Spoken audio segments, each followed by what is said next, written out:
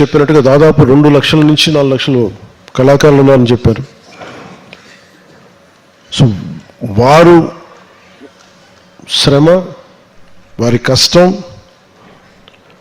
వారి వారసత్వమే ఇది ఇలాంటివన్నీ సజీవంగా ఉంచుతూ ఉన్నాయి. వారి వస్తువులు తయారు చేయడం లేదు, వారసత్వాన్ని సజీవంగా ఉంచుతున్నారు. వారి చేతుల్లో కేవలం నైపుణ్యం మాత్రమే కాదు, తరతరాలుగా వస్తున్న సాంప్రదాయం ఉంది. ఇందాక మన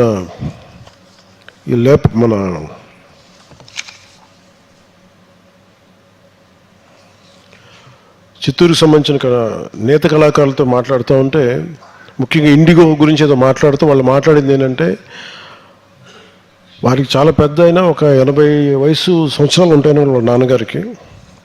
వాళ్ళు చెప్తాం, మేము ఇక ఈ రంగులు మేము వేయాలి అంటే మేజర్ ఇండిగో తోటి ఒక ప్రాసెస్ చేయాలి అంటే ఆయన ఒక 70 ఏళ్ల వయసులో 60 ఏళ్ల వయసులో ఎక్కడో మళ్ళీ వేరే రాష్ట్రంకి వెళ్ళి ఆయన నేర్చుకొని ఆయన మళ్ళీ దాన్ని డైరీలో రాసుకొని మళ్ళీ వాళ్ళ పిల్లలకి సాంప్రదాయంగా ఇవ్వటం, మళ్ళీ కొద్దిమంది విద్యార్థులకు నేర్పించడం చూస్తే ఇది డబ్బుతో వచ్చే సమస్య.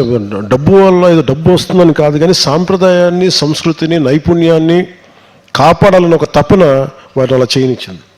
సో అలాంటి కళాకారులు ఎంతమంది ఉన్నారు ఈరోజు మన రాష్ట్రంలో? 2 లక్షలకు పైగా కళాకారులు, 45కి పైగా హస్తకళా క్లస్టర్స్, 36 డిస్ట్రిక్ట్ 1 ప్రోడక్ట్ హస్తకళలు, దీంతో ఒక 11 జియోగ్రఫికల్ ఇండికేషన్ ట్యాగ్స్ మనకి చాలా చాలా గర్వకారణంగా నిలిచాయి.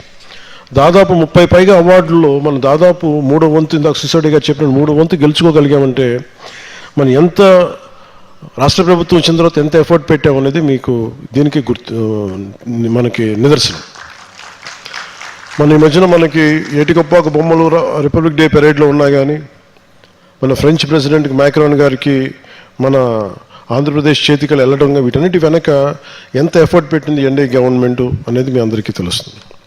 కూటమి ప్రభుత్వం సాంప్రదాయాన్ని, టెక్నాలజీ, ఇన్నోవేషన్, గ్లోబల్ మార్కెట్స్తో అనుసంధానం చేస్తూ, అంటే టెక్నాలజీ, ఇన్నోవేషన్ ఇవన్నీ ఏదో మనకు అర్థం కాని మాటలు కాదు. ముఖ్యంగా మనకి నా ఉద్దేశం ఏంటంటే, మన వ్యాపారాన్ని ఇప్పుడు ఇందాక మనం లాంచ్ చేసిన యాప్స్ కానీ ఇవన్నీ కానీ ఎక్కువ మందికి చేరడానికి ఈ డిజిటల్ ఈ టూల్స్ ఇవన్నీ మనకి హెల్ప్ అవుతాయి. ఎక్కడో మన ఏటుగొప్పాకులు చేసుకొని ఎక్కడో మనకి ఈ ఉదయగిరిలోకి చేరిన మనకి ఉదయగిరిలో మనకి ఉన్న హస్తకళలకు కానీ వీటన్నిటికీ ప్రపంచానికి చేరాలి అంటే, ఈ గ్లోబల్ మార్కెట్స్కి రీచ్ అవ్వాలంటే ఖచ్చితంగా మనకున్న ఈ టెక్నాలజికల్ ఇన్నోవేషన్ కానీ అడ్వాన్స్మెంట్ మనకున్న పరిధిలో ఉన్న ఈ టూల్స్ అన్నీ కూడా మనం వాడుకొని దానికి తగ్గట్టుగా ఈ రోజున యాప్ను లాంచ్ చేయడం కూడా మనస్ఫూర్తిగా అధికారులందరికీ మా అభినందనలు తెలియజేస్తా ఉన్నాను. సో దీనికి ఇందాక చెప్పినట్టుగా టెక్నాలజీ, ఇన్నోవేషన్, గ్లోబల్ మార్కెట్స్ తోటి అనుసంధానం చేస్తూ హస్తకళా రంగానికి ఒక కొత్త దిశను చూపిస్తూ కళాకారుల సంక్షేమం, design development, branding, marketing, skill development, exports వంటి ప్రతి అంశంపై అందరూ సమగ్రంగా పనిచేస్తున్నారు. అంతేకాకుండా హెచ్విఎల్, బనాంట్రా వంటి వినూత్న కార్యక్రమాల ద్వారా ఒకప్పుడు వ్యర్థంగా భావించిన విలువైన హస్తకళల్ని ఉత్పత్తులుగా మారుస్తున్నారు. మన ఊళ్ళల్లో ఉన్నప్పుడు ఇప్పటికీ చూస్తే గొర్రెపడెక్క ఒక ఉపయోగం లేనిది అనుకుంటారు, ఏదైనా వ్యర్థమైన అనిపిస్తుంది. అలాంటిది ఆ గుర్రపు డెక్క ఆకుతో కూడా మనకి పనికొచ్చే వస్తువులు చేయొచ్చు, బ్యాగ్స్ చేయొచ్చు.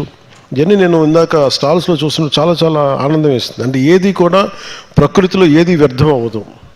ఈ వదిలేసిన ఈ వస్త్రాలు కూడా కొన్ని రోజుల తర్వాత ఏదో ప్రపంచానికి ఏదోలా ఉపయోగపడతాయి. ఇట్లాంటివన్నీ ఇన్నోవేటివ్గా చేసినందుకు ఇందాక స్టోర్స్లో నుంచి చూస్తూ నాకు అది చాలా చాలా ఆనందం అనిపిస్తుంది.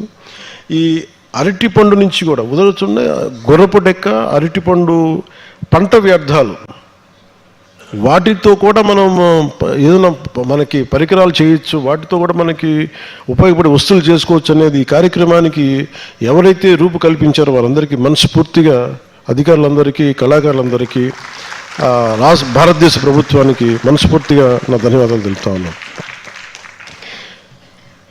అంటే ఇది మనకు డబ్బులు సంపాదించడంతో పాటు మనకి ఇంటికి ఉపయోగపడే వస్తువులు రావచ్చు, తర్వాత ఏదన్నా గిఫ్ట్ ఐటమ్స్ చేయొచ్చు.